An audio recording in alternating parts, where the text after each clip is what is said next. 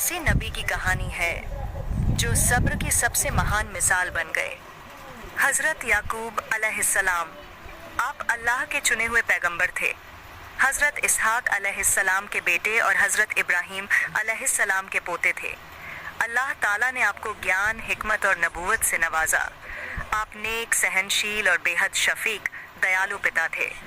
आपके कई बेटे थे, लेकिन सबसे ज़्यादा मोहब्बत आपको अपने छोटे बेटे हज़रत यूसुफ अलैहिस्सलाम से थी।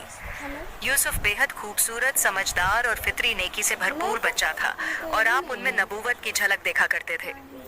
एक दिन हज़रत यूसुफ अलैहिस्सलाम ने कहा, अब्बा जान, मैंने एक सपना देखा है। 11 तारे, सूरज और चांद मुझे सजदा कर रहे हैं। हजरत याकूब अलैहिस्सलाम ने यह सपना सुना तो फौरन समझ गए कि यह कोई आम सपना नहीं, बल्कि अल्लाह की तरफ से एक इशारा है कि यूसुफ को बहुत ऊंचा दर्जा मिलने वाला है। उन्होंने फरमाया, बेटा, यह सपना अपने भाइयों को मत बताना, कहीं ऐसा ना हो कि वो जलने लगे। मगर यूसुफ के भाई पहले ही अब्बा की मोहब्बत से जलते थे। उनके दिलों में हसद, जलन भर चुका था। उन्होंने आपस में साजिश की, यूसुफ को रास्ते से हटा दो ताकि अब्बा की तवज्जो हमें मिले। एक दिन वो सब यूसुफ को साथ ले गए। पहले मोहब्बत दिखाई, फिर एक वीरान जगह जाकर उन्हें एक गहरे अंधेरे कुएं में फेंक दिया।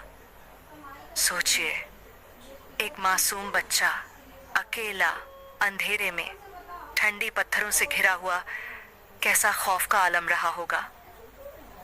फिर वो भाई वापस आए, यूसुफ की कमीज को किसी जानवर के खून में रंगा और हजरत याकूब से बोले, अब्बा, हम दौड़ लगा रहे थे, यूसुफ को सामान के पास छोड़ा और इतने में एक भेड़िया आया, वो उसे खा गया।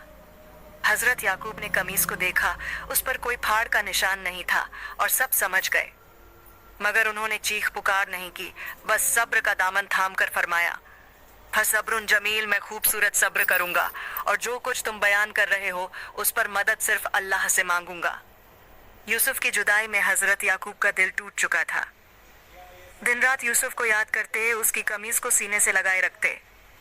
इतना रोए कि आंखें सफेद हो गईं, रोशनी जाती रही, मगर अल्लाह से उम्मीद न गई। कुरान में आता है, और याकूब की आंखें गम में सफेद हो गईं क्योंकि वो जब्त किए हुए थे। सूरह यूसुफ आयत 84। उधर काफिले वालों ने यूसुफ को कुएं से निकाला और मिस्र ले गए। वहां से यूसुफ वजीर खजाना के घर पहुंचे और कई आजमाइशों से गुजरकर अल्लाह ने उन्हें मिस्र का हाकिम बना दिया। सालों बाद अकाल पड़ा, यूसुफ के भाई अनाज लेने मिस्र आए। यूसुफ ने उन्हें पहचान लिया मगर खुद को जाहिर न किया।